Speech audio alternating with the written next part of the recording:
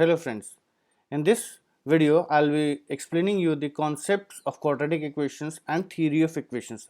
These chapters are not directly involved in the syllabus, but they are indirectly involved in almost each chapter of mathematics, whether it is integration, differentiation, coordinate, trigonometry, algebra. My name is Yogeshwar Singh and let's start with quadratic equations and theory of equations. Before we start with theory of equations, you should know that what is a polynomial. A polynomial is an expression which looks like this. It starts from a n x to the power n plus a n minus 1 x to the power n minus 1 till a0. That is, we are reducing the power of variable from n to 1 by 1 to 0, that is to the 1 and multiplied by x to the power 0. The most important thing to remember about these polynomials is that the variables should be raised to two non-negative integral powers, and the second important thing to know about this polynomial is the term containing the highest power of the variable, that is x to the power n, cannot be multiplied with a zero constant, that is this a n cannot be 0. If this a n is 0, then it will have different meaning. It will be a polynomial but not of degree n, which is our second point. The second point is degree of a polynomial means the highest power of variables with non-zero coefficients. If this a n is 0, then the degree of this polynomial will be n minus 1, but if a n is not 0, then the highest power of x will be n and it will be the degree of this polynomial. Remember, it is not necessary that all the exponents appear in decreasing order. No, some powers may be missing, some powers may be there, but the highest power will be called the degree of the polynomial. Third point is solution set is the set of all roots of equation. Means if we convert this polynomial into an equation and we find values of x satisfying this particular equation, then all the values of x which satisfy this equation will be called the solution of the equation, and the set containing all those solutions will be called the solution set. Now, every polynomial of equation of degree n has exactly n roots. That is, if we have a polynomial equation of degree n, it will have exactly n roots, repeated or not repeated, but it will have exactly n roots. If a n degree polynomial equation is satisfied for more than n values of variable, that is, if this equation has highest degree n and it is satisfied for n plus 1 values of the variable, then it is an identity. You will understand this last point later when we will do the proof, but the gist of this page is a polynomial looks like this. The highest degree of the variable is called the degree. The solution set is set of all values of variables satisfying the given equation. Every polynomial equation of degree n has exactly n roots, and if a equation of degree n has more than n roots, then it is a identity. Okay. Now, let us go for quadratic equations. Before we start with quadratic equations, you must understand that what is a quadratic polynomial. A polynomial of degree 2 is called a quadratic polynomial. Its general representation is like ax square plus bx plus c. Here note, it is an expression, that is f of x is equal to ax square plus bx plus c, or y is equal to ax square plus bx plus c. Remember, there is a big difference between an equation and an expression. If you start putting the values of x, that is a variable involved in this particular expression, you will get different values of fx or y for different values of x. That if we put x is equal to 1, we get fx is equal to a plus b plus c.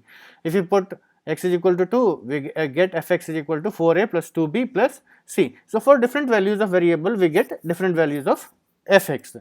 The condition which we need to remember to call it a quadratic polynomial or quadratic expression is that a cannot be 0. Of course, as we discussed in the polynomials, that highest degree term cannot have 0 constant multiplied with it, that the coefficient of the highest degree term cannot be 0, because if it's 0 then it will vanish and this polynomial will reduce to a linear equation. It will not be a quadratic anymore, and a, b, c should be constants. A, b, c cannot be variables, because if you put a as x or y or z, then the degree of this term will go to 3. It will not be a quadratic polynomial. This term a multiplied with the highest degree of x, that is x square, is called the leading coefficient, and the constant term c is called the absolute term. Remember, a is called the leading coefficient and c, that is the constant term, is called the absolute term. Let us see what is the difference between an expression and an equation. An expression is a mathematical phrase which combines numbers, variables and operators to show the values of something. For example, f of x is equal to ax square plus bx plus c, or y is equal to ax square plus bx plus c is an expression. Here x is called the independent variable fx, or y is called the dependent variable. Understand the concept. X is the independent variable. Here you can choose any value of x of your choice, put it into this equation, solve the equation, and you will get a value of fx or y. So it's an expression. You can put infinite number of values of x, you can get corresponding infinite number of values for y. Now let's see what is an equation. An equation is a mathematical statement wherein two expressions are equated to each other. Means if you equate this expression to some other expression, then you will get an equation. For example, ax square plus bx plus c is equal to dx square plus ex plus f is an equation. Remember that where in expression we can put any number of values for variable, independent variable, and get the corresponding value of dependent variable, that is y. Here we cannot put any value of the variable. We have to calculate, find out the value of the variable or values of the variable which satisfies this particular equation. Another is ax square plus bx plus c. Remember, it is not necessary to always equate to another expression. You can equate it to some constant, or quadratic is equated with linear, it doesn't matter, but you have to equate it to a different expression or a constant. Now let's go for methods for solving quadratic equations. First one is factorization, second is completing the square, third is quadratic formula, and fourth is graphs. The graphs we will be discussing later in calculus part, wherein we get a quadratic or some other function, complicated one, equated to a different expression where we cannot physically solve the equations. Then we use the value of graph to predict the answers or number of solutions. For practice, let's do one question where we need to convert it into a square. Remember, when we say that convert this into a square, it doesn't mean that this is a perfect square and you have to convert this entire expression into a perfect square. Converting it into perfect square means you have to take these two variables, x square and x, combine them and make them a perfect square, so that we can equate it to 0 and calculate the value of x. That is the basic concept behind solving the quadratic equations. You pause the video, convert it into perfect square, and then see the solution. The method which I prefer for converting this into perfect square, and as far as I know this is the most easiest one, you make the coefficient of x square 1 by taking out the coefficient of x square common. You take out this 3 common, you get x square plus 4 by 3 times x plus 7 by 3. Split whatever is here into 2 times something, that is You have got I square, you need a 2ab term. Make sure that you are using the variable x in the 2ab term, so that you get x square plus 2bx plus something. So we can add or subtract the square of this b to make it a perfect square. So here we get x square plus 2 times 2 by 3 times x. This is our a, this is our b. So we get x square plus 2 into 2 by 3 into x. We add 2 by 3 whole square and subtract 2 by 3 whole square, keeping 7 by 3 as it is. I have changed the denominator of this one as 21 by 9 because we will be getting 4 by 9 over here, just for the sake of easy calculations.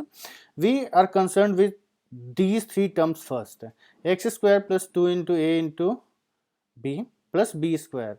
So we get x plus 2 by 3 whole square.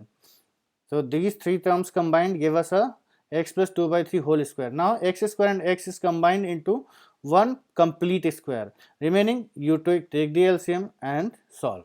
So finally we get 3 times x plus 2 by 3 whole square plus 17 by 9. This is the answer for first question. I am giving you one more question. You can try it out for practice. Let's proceed to revision of some basic concepts. These basic concepts are very important because somewhere in between the study of quadratic equations, you will come across these points. So I am giving you a overview of these topics so that you won't get stuck in between. First is iota. What is the meaning of iota? In number systems, we have got real numbers, rational numbers, irrational numbers, and there are a huge category of numbers which are left out because we cannot define a root of negative numbers. That is, what is root minus 1, what is root minus 2, what is root minus 3, we don't know. So we introduced a number iota represented by I, which is by definition called positive square root of minus 1. By introduction of this I, that is positive square root of minus 1, we are now able to define any number present in our number system. For example, if we want to define under root minus 300, then we don't need to introduce new symbols for every square root of negative number. We just take the minus sign out, we write it under root of minus 1 into 300. Root 300 is defined, for under root minus 1 we use this alphabet I, and hence we can define now all new numbers which were originally undefined. So this iota helps us in defining all those numbers which we were unable to define before. Let's see some properties of iota. I to the power 1 is 1, but the main thing you know that this power of iota is repeated after certain intervals. That is, first we will see the first column I square. If we square this relation, we will get I square as minus 1. Then if we cube this relation, since I cube can be written as I square into I square is minus 1, so minus 1 into I, that is minus I to the power 4 is equal to 1 because I to the power 4 can be written as I square into I square. I square is minus 1, so I square into I square is minus 1 into minus 1, which is 1. And these four values keep on repeating irrespective of the fact that what numbers you are putting in powers.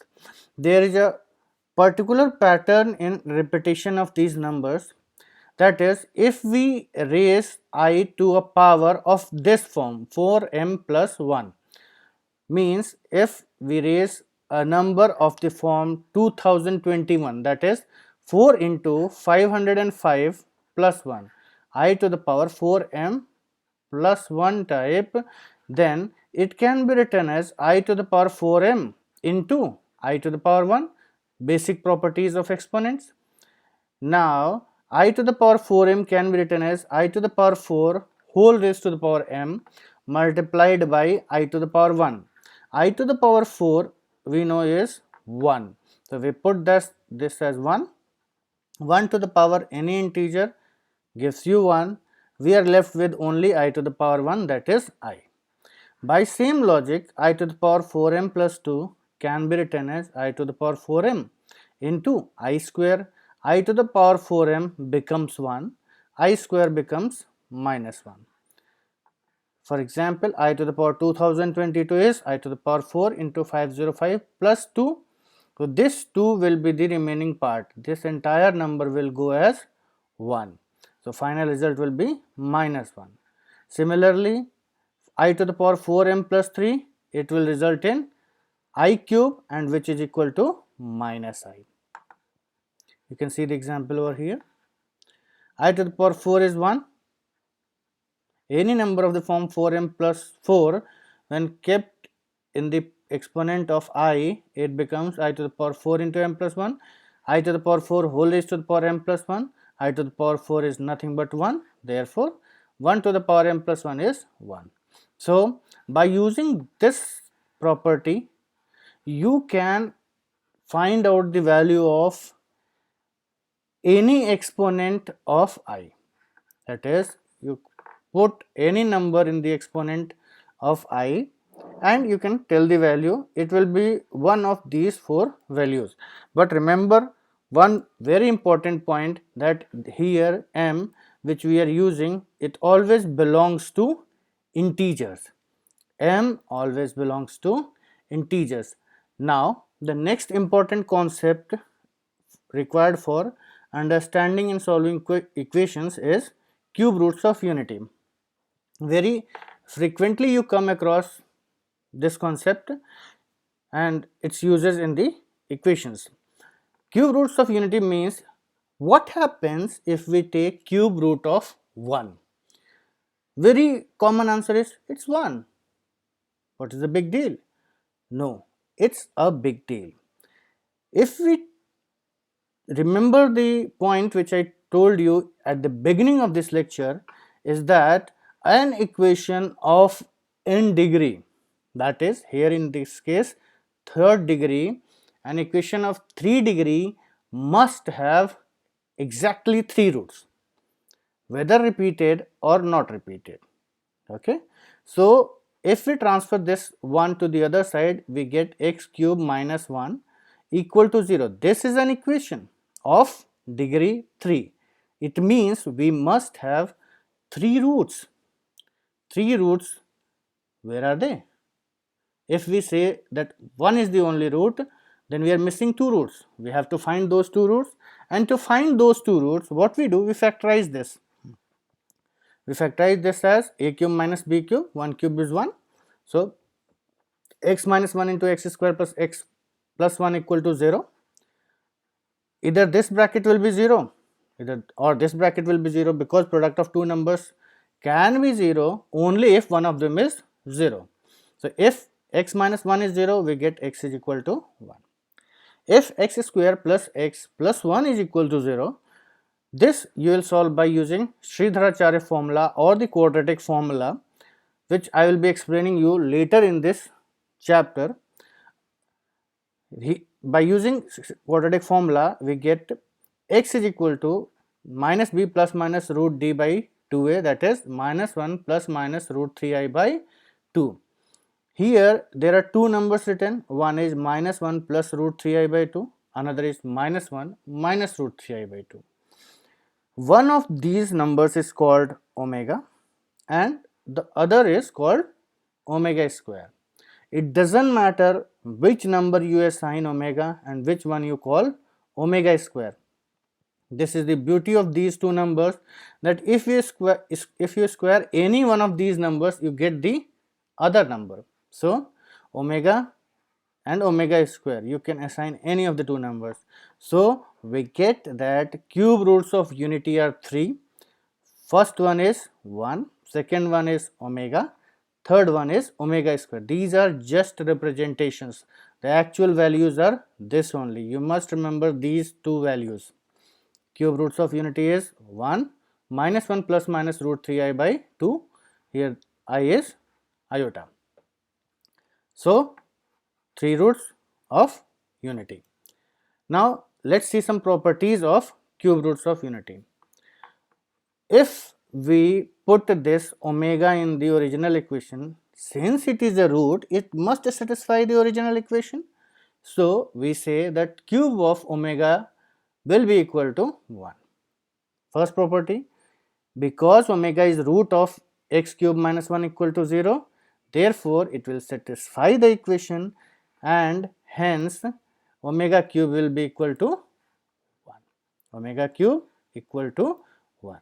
Now omega to the power 1, omega square is omega square, omega cube is 1. You must be thinking why I am writing this thing.